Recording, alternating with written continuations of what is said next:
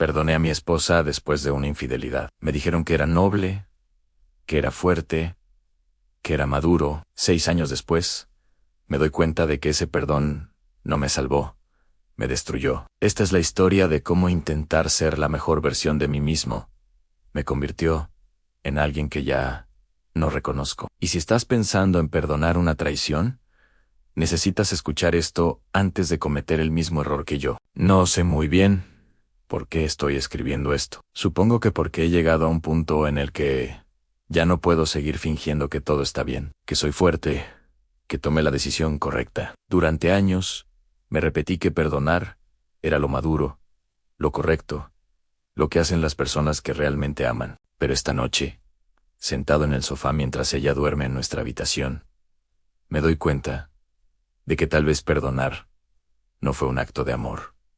Tal vez fue un acto de miedo. O peor aún, tal vez fue el inicio de mi propia desaparición. Todo comenzó hace 6 años. Recuerdo la fecha exacta, porque era nuestro 3er aniversario de bodas en 14 de marzo. Habíamos planeado una cena especial en ese restaurante italiano al que fuimos en nuestra primera cita. Yo había salido antes del trabajo, algo poco habitual en esa época, porque estaba absorbido por un proyecto que me consumía casi todo el tiempo. Ese día era importante. Había comprado flores y llevaba en el bolsillo un regalo pequeño, pero significativo. Entré a casa tarareando una canción antigua, de esas que siempre me han gustado, y lo primero que noté fue el silencio. No un silencio normal, sino uno denso, incómodo, como si el aire pesara más de lo habitual. Las luces del pasillo estaban apagadas, pero se veía claridad bajo la puerta de nuestro dormitorio. Pensé que se estaba arreglando o que quizá preparaba una sorpresa. Su teléfono estaba sobre la encimera de la cocina, vibraba sin parar. No soy una persona que revise teléfonos ajenos. Nunca lo había hecho. Confiaba en ella por completo, con esa confianza ingenua que tienes cuando crees conocer a alguien de verdad. Pero algo en esa vibración constante me revolvió el estómago. Lo cogí. No lo desbloqueé al principio. Solo miré la pantalla. Había mensajes de un contacto guardado como Marcos, gimnasio.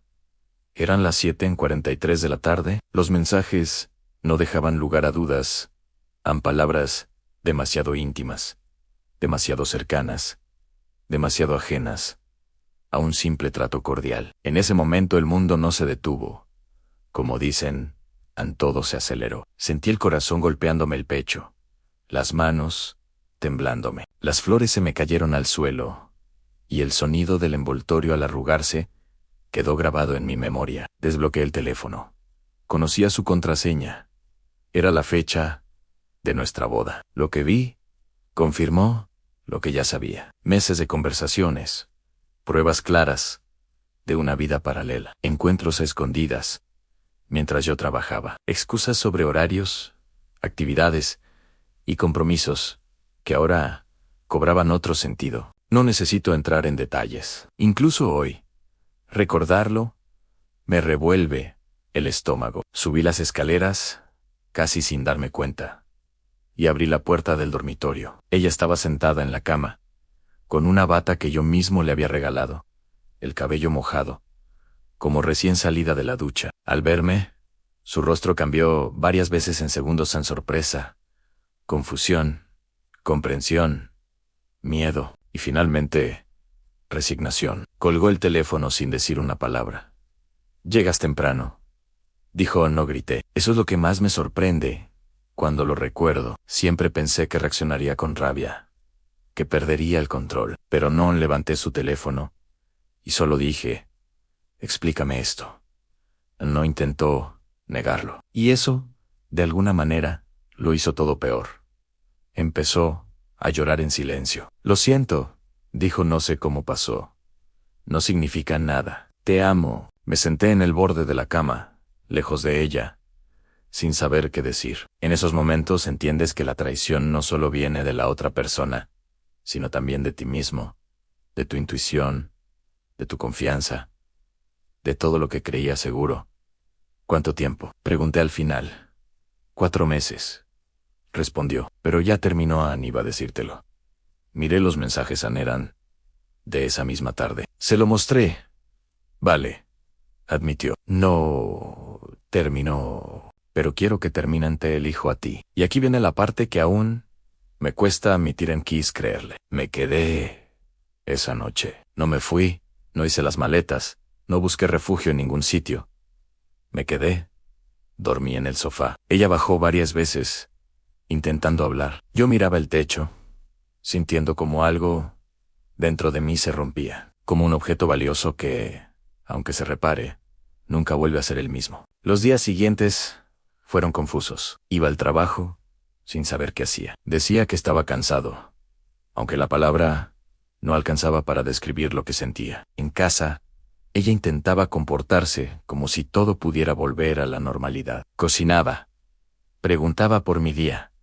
Yo respondía lo justo. A veces la miraba y me preguntaba si alguna vez la había conocido de verdad. Una semana después, hablamos, nos sentamos en la mesa de la cocina, la misma donde habíamos construido planes y sueños. Le pedí la verdad completa, sin más mentiras, y me la contó. Cómo conoció a esa persona en el gimnasio, como una conversación inocente, cruzó límites, como una emoción nueva la hizo sentirse distinta, viva, como alguien que no era, como una decisión equivocada llevó a otra, y luego a otra más. Le pregunté ¿por qué?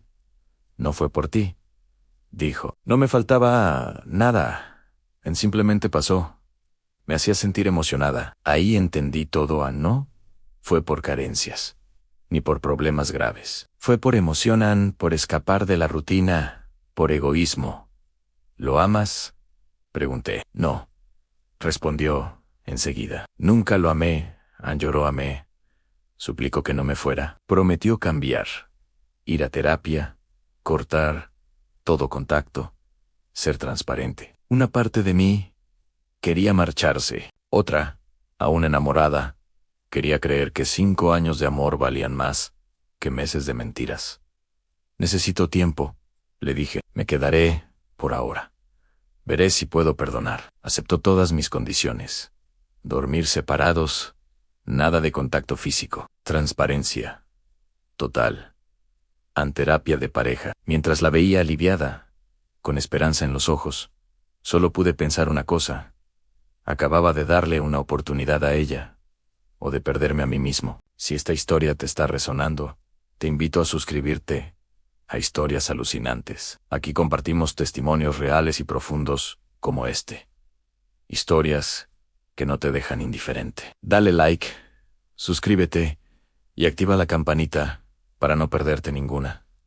Tu apoyo significa mucho para este canal. Gracias por escuchar. Los meses que siguieron fueron los más extraños de mi vida. Es difícil explicarle a alguien que no lo ha vivido cómo se siente intentar reconstruir una relación después de una infidelidad. Es como vivir en una casa con una grieta gigante en los cimientos. Puedes pintar las paredes, cambiar los muebles, poner flores frescas, pero siempre sabes que la grieta está ahí, amenazando con tragárselo todo si pisas en el lugar equivocado. Empezamos terapia de pareja 2 semanas después de aquella conversación en la cocina. Nuestra terapeuta, Diana, era una mujer de unos 50 años, con el pelo gris recogido en un moño y una forma de hablar suave, pero directa. La primera sesión fue brutal. Tuve que sentarme allí mientras ella explicaba lo que había hecho, mientras lloraba y se disculpaba por enésima vez. Yo me sentía como un idiota por estar allí. Diana nos hizo enfrentar cosas incómodas desde el principio. Le preguntó directamente si había cortado todo contacto con Marcos. Ella dijo que sí. Diana la miró fijamente y le dijo: todo contacto. ¿Lo bloqueaste de tu teléfono? ¿De tus redes sociales? ¿Cambiaste de gimnasio? Hubo una pausa diminuta, pero reveladora. Bloqueé su número, dijo ella, y no voy más a ese gimnasio. Pero no lo bloqueé en Instagram porque pensé que sería demasiado obvio, y podría contactarme de otra manera si se enfadaba. Sentí esa rabia fría de nuevo, ¿Te preocupa lo que él sienta? Pregunté, mi voz más cortante de lo que pretendía. ¿Te preocupa que se enfade el tipo con el que me engañaste? Diana intervino antes de que la situación escalara. Le hizo prometer allí mismo, en la sesión, que bloquearía a Marcos de absolutamente todas las plataformas. ¿Y lo hizo? Ann sacó su teléfono y con manos temblorosas lo bloqueó de Instagram, Facebook, incluso LinkedIn. Cada bloqueo se sentía como una pequeña victoria, pero también como una admisión de que estábamos realmente en este lugar horrible. Las sesiones de terapia se convirtieron en nuestro ritual semanal. A veces salía de ahí sintiéndome esperanzado, como si tal vez pudiéramos superar esto. Otras veces salía sintiéndome peor, con nuevas revelaciones que Diana había excavado de nuestra dinámica disfuncional. En una sesión particularmente dura, Diana me preguntó qué era lo que más me dolía de todo esto. Pensé que la respuesta sería obvia: la traición, las mentiras, pero cuando realmente reflexioné, me di cuenta de que lo que más me dolía eran los pequeños momentos. Las veces que ella había llegado a casa, después de estar con él, y me había besado en la mejilla como si nada. Las cenas en las que había compartido detalles de su día, omitiendo las horas en una habitación de hotel, las noches en las que habíamos hecho el amor, y yo había creído que estábamos conectados. Me siento como un tonto, dije finalmente, en esa sesión, con la voz quebrada. Me siento como el Mayo era tonto, que estaba construyendo una vida, mientras ella vivía una doble vida. Y lo peor es que fui feliz. Esa felicidad era una mentira. Diana asintió. Tu dolor es válido, dijo. Deja de proteger sus sentimientos. Tienes derecho a estar destrozado. Pero aquí está la cosa: sobre intentar perdonar a Ann es agotador. Es estar constantemente dividido entre el impulso de sanar y el de seguir enfadado. Algunos días me despertaba y pensaba, hoy voy a avanzar. Y lograba pasar el día casi normal. Pero entonces, algo pequeño sucedía. Ella mencionaba algo sobre el gimnasio, o veía a una pareja besándose, y todo volvía. El dolor, la rabia, la imagen de ella, con el que mi cerebro había construido, y no podía dejar de reproducir, en un bucle. Las peores eran las noches. Me despertaba a las 3 de la mañana con el corazón acelerado, sudando, después de soñar con ellos. Sueños vívidos y tortuosos. A veces me quedaba sentado en la cocina a oscuras, tratando de calmarme. Una noche ella bajó y me encontró allí. Se sentó frente a mí. ¿Otra pesadilla?, preguntó suavemente. Asentí. Lo siento tanto, susurró. Ojalá pudiera borrar todas esas imágenes. Pero no puedes, respondí, mi voz dura. Esta es mi realidad ahora. Esto siempre estará ahí.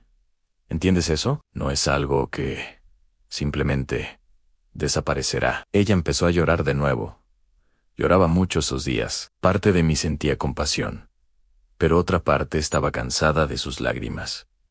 Cansada de consolarla por el dolor que ella misma había causado. Necesito que seas fuerte, le dije. Necesito que dejes de derrumbarte cada vez que hablamos de esto. Sé que sufres, pero yo estoy sufriendo más.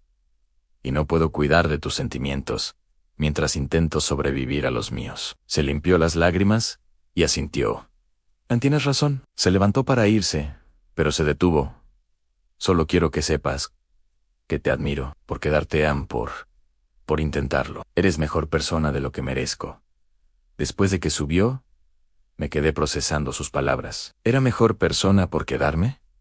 ¿O era más débil, valiente o cobarde? Pasaron 3 meses. La terapia continuaba. Lentamente, empezamos a reconstruir algo. Volvimos a tener conversaciones normales. Diana nos dio tarea para trabajar en la intimidad. Primero tomarnos de las manos. Luego abrazarnos antes de dormir. Cada paso se sentía forzado, como aprender a caminar de nuevo. 4 meses después del descubrimiento, retomamos la intimidad por primera vez. Fue incómodo y lleno de ansiedad. Todo el tiempo estaba en mi cabeza. comparándome con él, preguntándome si ella nos comparaba. Terminó rápido, y nos quedamos en silencio, ambos sabiendo que había sido un desastre. Mejorará, dijo ella. Solo necesitamos tiempo. Tiempo, todos hablaban del tiempo, como si fuera mágico. Pero el tiempo solo estaba haciendo que me acostumbrara al dolor. En el trabajo, mis colegas notaban que había cambiado. Antes era optimista y sociable. Ahora era callado, retraído. Me enfocaba en mi trabajo con una intensidad obsesiva, porque era lo único que podía controlar. Mi mejor amigo, Carlos, finalmente me confrontó. Me invitó a tomar cervezas, y no aceptó un no por respuesta. Nos vemos a las 8, dijo firmemente. Fui, y después de la tercera cerveza, Carlos fue directo al grano. ¿Qué te pasa? Te conozco desde hace 15 años. Y sé que mientes. Había mantenido el secreto hasta ese momento, por vergüenza, por protegerla. Pero esa noche, con el peso de 4 meses de dolor, se lo conté todo. Carlos escuchó sin interrumpir, su expresión pasando del shock a la ira. Cuando terminé, se quedó en silencio. Tío, dijo finalmente, ¿por qué sigues con ella? Era la pregunta que había estado evitando. Porque la amo, respondí automáticamente. Eso no es razón suficiente, dijo Carlos, con voz gentil, pero firme. El amor no significa quedarte en una situación que te está destruyendo. El amor no significa ser un mártir. No soy un mártir, protesté. Estoy tratando de salvar mi matrimonio, de perdonar. Pero realmente, ¿has perdonado?, preguntó. ¿O solo estás fingiendo porque tienes miedo de estar solo? Porque es más fácil quedarte que empezar de nuevo. Sus palabras me golpearon como un puñetazo, porque tocaban una verdad que había estado enterrando. ¿Había perdonado realmente? No lo sé, admití. Honestamente, no lo sé. Escucha, dijo Carlos. No te voy a decir qué hacer, pero como tu amigo, necesito decirte esto desde afuera. No pareces un hombre que está sanando, pareces un hombre que se está desvaneciendo. La conversación con Carlos se quedó conmigo. Durante días, semanas, no podía dejar de pensar en lo que había dicho. ¿Me estaba desvaneciendo? Al principio lo rechacé, pero mientras más lo pensaba, más empezaba a ver lo que él veía. Había dejado de hacer cosas que me gustaban, como jugar fútbol los domingos o leer vorazmente. Había perdido peso, del tipo que hace que la ropa te cuelgue y la gente te pregunte si estás enfermo. Pero lo más alarmante era lo que pasaba por dentro. Me había convertido en una persona que necesitaba verificar constantemente dónde estaba ella, con quién, qué hacía. Aunque ella era completamente transparente, yo no podía dejar de revisar su teléfono cuando se duchaba. Buscaba mensajes, correos, su historial de ubicaciones. Nunca encontraba nada, pero eso no detenía la compulsión. Era como si mi cerebro se hubiera quedado atascado en modo de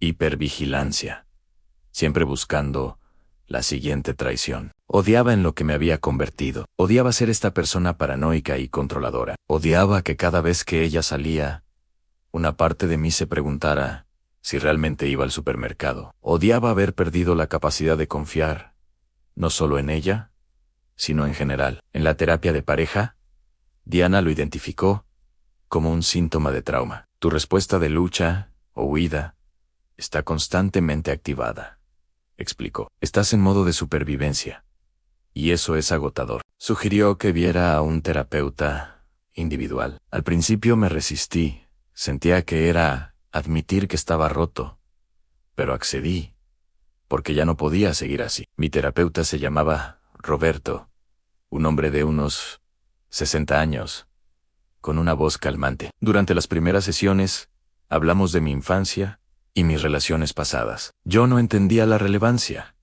pero él insistió en que todo estaba conectado. En nuestra cuarta sesión, me preguntó, ¿quién eras antes de la infidelidad? Tuve que pensarlo. Era confiado, dije. Sabía quién era. Un buen marido, un buen amigo, un confiable, alguien que tenía su vida bajo control. ¿Y ahora?, preguntó Roberto. ¿Ahora? No sé quién soy. Admití, soy esta persona que revisa teléfonos compulsivamente, que no puede dormir, que finge en el trabajo que todo está bien, cuando en realidad se está cayendo a pedazos. No reconozco a la persona en la que me he convertido. Roberto asintió y dijo, el perdón no es un evento, es un proceso. Y ese proceso requiere que primero proceses tu propio dolor. No puedes perdonar si no has hecho duelo por lo que perdiste. ¿Qué perdí?, pregunté, aunque ya sabía la respuesta. Perdiste tu inocencia, dijo Roberto. Perdiste tu confianza en el mundo como un lugar seguro. Perdiste la versión de tu relación que creías tener. Perdiste la versión de tu esposa que creías conocer. Y más importante, estás perdiendo la versión de ti mismo que solías ser. Todas esas son pérdidas legítimas que merecen ser lloradas.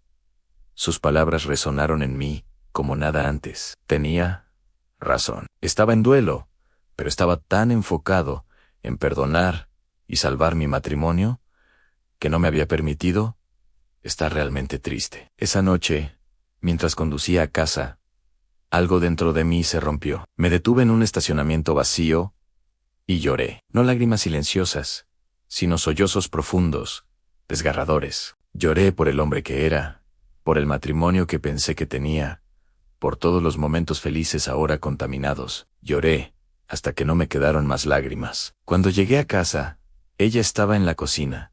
Al verme, supo que algo pasaba. ¿Estás bien?, preguntó. No, dije, honestamente, no estoy bien, y no sé si alguna vez volveré a estar bien.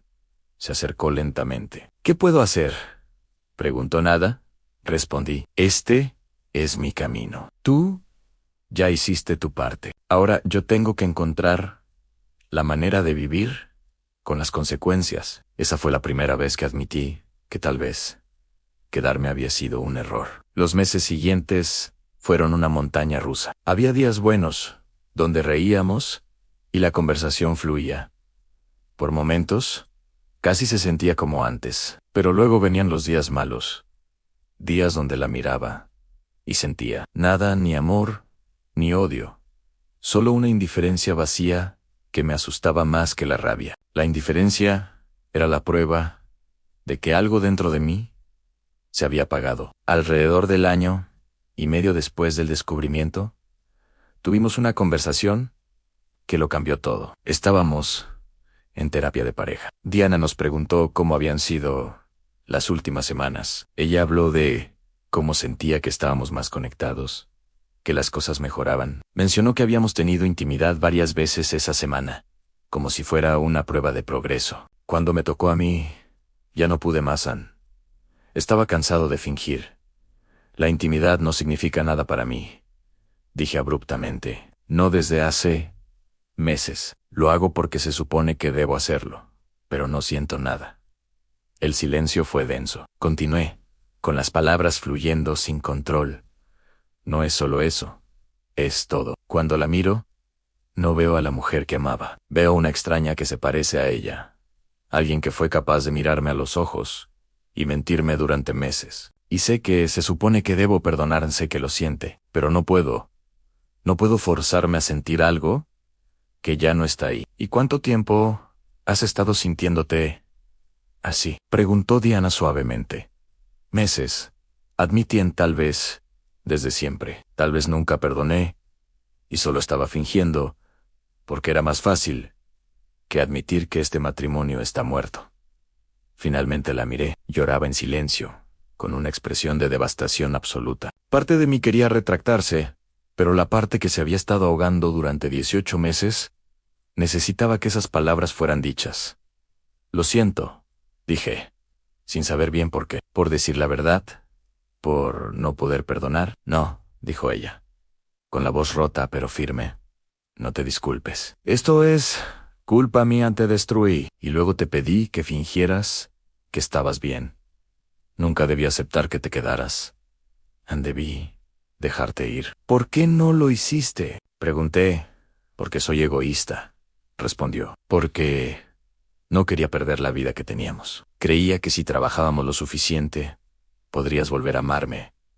Pero no puedes, ¿verdad? Lo destruí, destruí algo que nunca puede ser reparado. Salimos de esa sesión en silencio. El viaje a casa fue el más largo de mi vida. Nos quedamos en el coche, sin querer entrar. ¿Qué quieres hacer?, preguntó ella.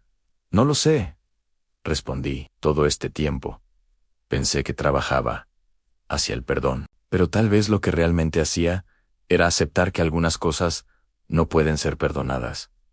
¿Quieres el divorcio? Su voz era un susurro.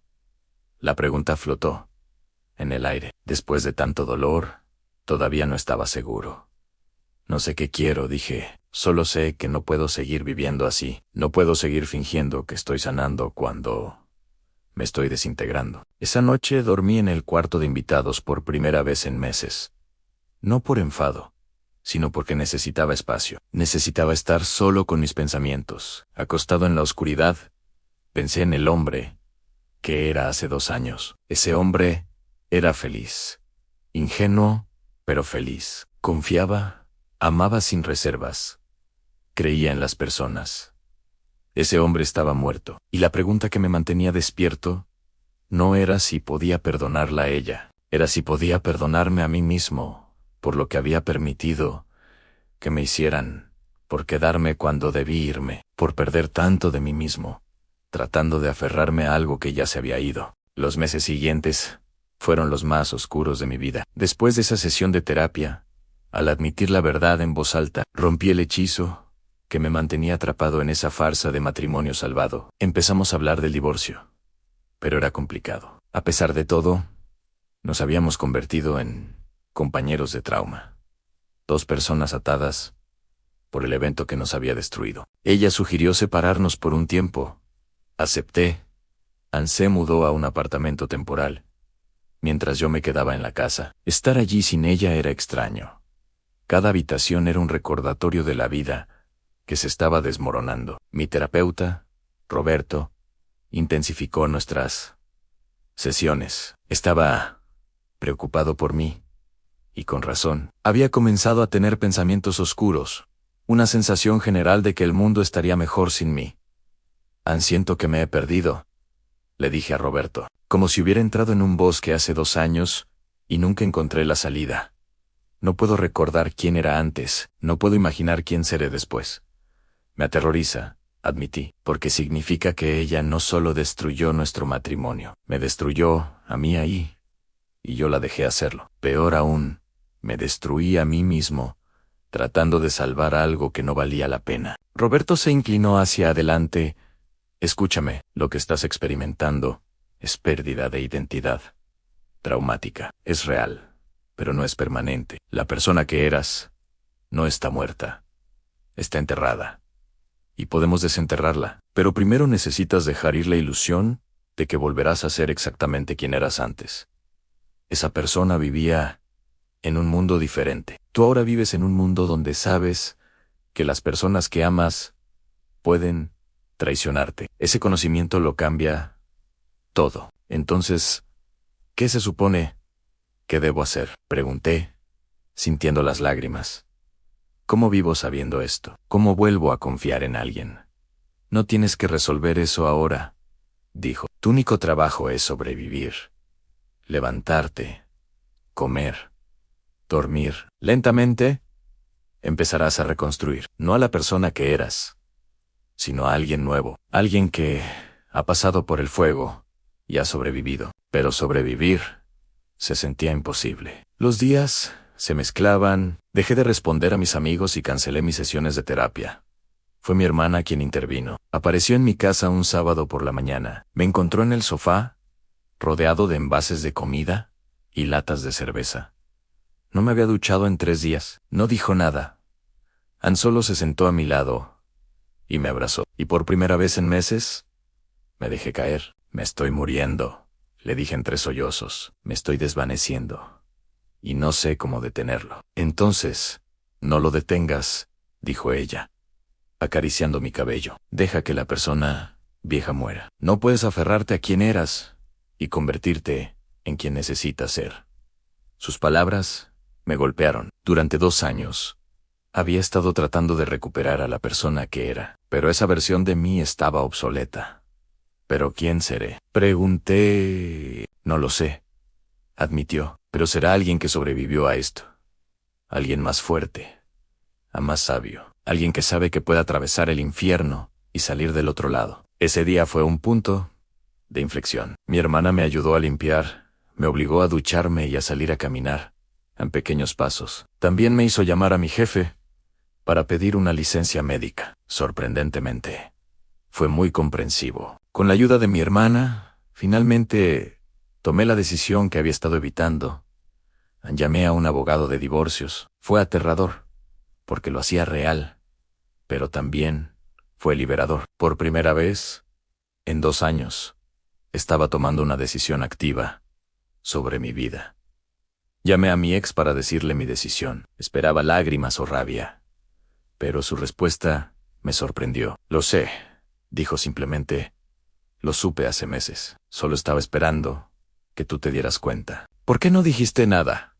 Pregunté. Porque necesitabas llegar a esta conclusión por tu cuenta, respondió. Necesitabas intentarlo completamente, fracasar completamente, y solo entonces podrías dejarlo ir. Tenía razón. Necesitaba fallar en el perdón para saber con certeza que esta era la decisión correcta. El proceso de divorcio fue sorprendentemente amigable. Estábamos demasiado cansados para pelear. Firmamos los papeles finales 6 meses después. 30 meses, desde que descubrí todo. La noche en que finalizó el divorcio, en mi nuevo apartamento, rodeado de cajas, sentí algo parecido a la paz. No felicidad. Aún no. Pero la ausencia de ese dolor constante. Continué la terapia. Volví a salir con amigos, reconstruyendo lentamente mi vida. Volví al trabajo, pero pedí un traslado a un proyecto diferente. Y lentamente empecé a sentirme como una persona de nuevo. No la persona que era antes. Alguien nuevo, más cauteloso, pero también más fuerte. 1 año después del divorcio, conocí a alguien nuevo, una colega del trabajo. Era amable, divertida, pero cuando la relación empezó a volverse seria, me congelé. Los viejos miedos volvieron. Me encontré buscando señales de engaño donde no existían. Una noche, después de acusarla de mentir por algo inocente, ella me confrontó. No soy ella, dijo firmemente. No te voy a engañar, pero tampoco voy a vivir bajo tu microscopio. Necesitas decidir si estás listo para confiar en alguien. De nuevo, tenía razón. Esa noche, conduje hasta mi antiguo vecindario. Me senté en el coche frente a nuestra antigua casa, ahora propiedad de otra familia, y me di cuenta de algo. La verdadera pregunta no era si podía perdonarla a ella. Era si podía perdonarme a mí mismo, por quedarme demasiado tiempo, por perderme tanto, por permitir que su traición me definiera. Esa noche me perdoné, no por las decisiones que ella tomó, sino por las mías, por intentar ser el héroe que perdonaba y salvaba el matrimonio. Y en ese perdón, finalmente encontré la certeza de que había sobrevivido, que me había perdido, pero me había encontrado de nuevo. Diferente, pero entero. Volví a su apartamento. Lo siento, le dije, y no estaba listo, pero quiero estarlo. Y voy a trabajar en ello. Si todavía estás dispuesta a darme una oportunidad. Me miró un largo momento. Una oportunidad, dijo finalmente. ¿Pero necesitas hablar conmigo? Cuando te sientas inseguro. ¿Puedes hacer eso? Puedo intentarlo, dije. Intentar es suficiente. Sonrió. Eso fue hace 1 año. Todavía tengo días malos, pero ahora son menos frecuentes. Tengo herramientas, tengo amigos, y tengo una pareja que entiende que estoy dañado, pero me ama de todos modos. Entonces, perdoné la infidelidad. Aún no estoy seguro, pero ya no me importa la respuesta. Me di cuenta de que la parte que realmente importaba no era perdonarla a ella. El verdadero daño fue lo que me hice a mí mismo, tratando de perdonar algo que me había destrozado. Rezo, no para cambiar el pasado, sino para tener la sabiduría de aprender de él, para nunca volver a perderme a mí mismo, salvando algo que ya está muerto. Para saber que el amor propio no es egoísmo, es supervivencia. Si estás en esa misma situación, lo único que puedo decirte es esto.